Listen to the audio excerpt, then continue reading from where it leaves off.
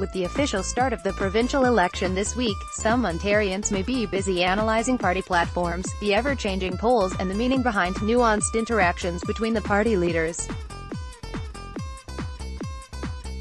But some people may need to just get up to speed on the basics, like when, how and where to vote. Elections Ontario, a non-partisan office of the Legislative Assembly of Ontario, aims to make it easy for anyone to vote in the upcoming election, regardless of language, ability or location. There are all sorts of hacks to getting out the vote that most people may not have considered. Like, did you know some hospitals in Ontario set up a voting program for patients? And selfies with your ballot are not allowed because it violates the secrecy of the vote, according to Elections Ontario's website, as does posting the picture on your social media account. Sorry Instagrammers. Justin Timberlake got in hot water for posting a selfie at a voting station in Tennessee in 2016. He later deleted the post, as it is illegal to take photos or videos inside polling stations in that state. In Ontario, taking a selfie with a completed ballot is a violation of the Elections Act. Instagram. CBC Toronto spoke with Cara Desgranges, a spokesperson for Elections Ontario, to get few more tips on voting smarter. What can a person do if they can't make it out to vote on June 7? Cara Desgranges, we know that life happens.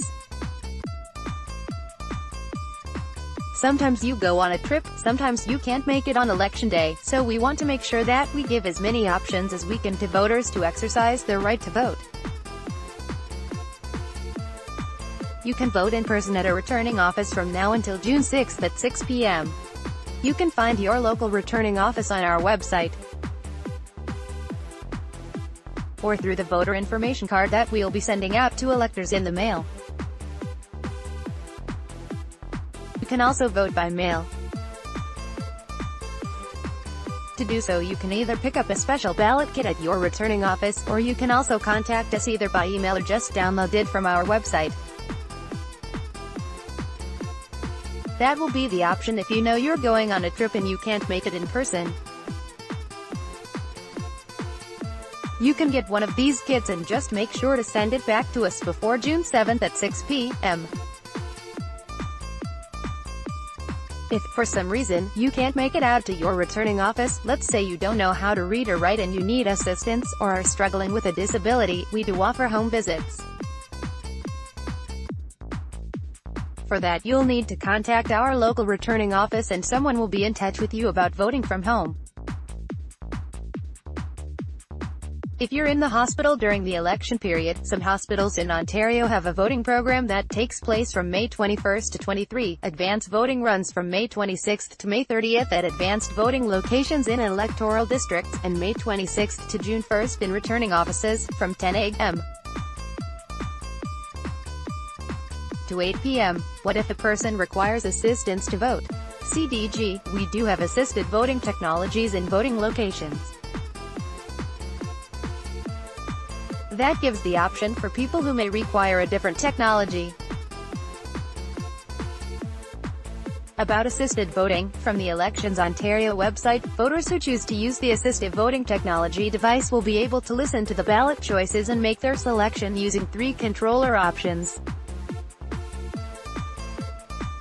The Audio Tactile Interface or ATI controller. It includes large raised buttons and bright colors and has Braille inscriptions. The controller is also described by audio. Paddles. For voters who cannot use the keypad, there are red and blue paddles which can be pressed using hands, feet or even elbows. The paddles are labeled L for left and R for right. Sip and puff technology. The sip and puff technology is a method used to send signals to a device using air pressure by sipping, inhaling, or puffing, exhaling, into a straw. They can also use their cell phones if they have a special applications that help them see things differently. Larger scale or listening devices. Voters who don't understand English or French can bring a friend or a family member with them to vote. That person will be required to take an oath, after which they will be able to act as a translator. What's changed since the last election?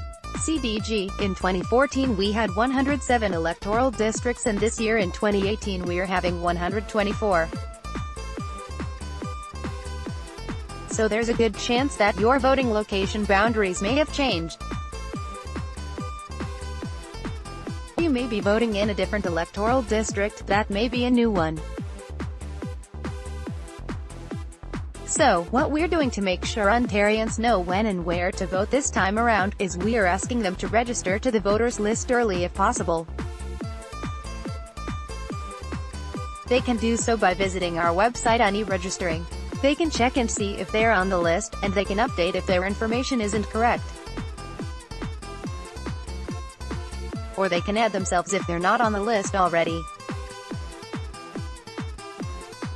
That way they'll receive a voter information card in the mail, and that will give you all the information that you need to know to vote throughout the election period. Cara de Grange's comments have been edited and condensed for clarity.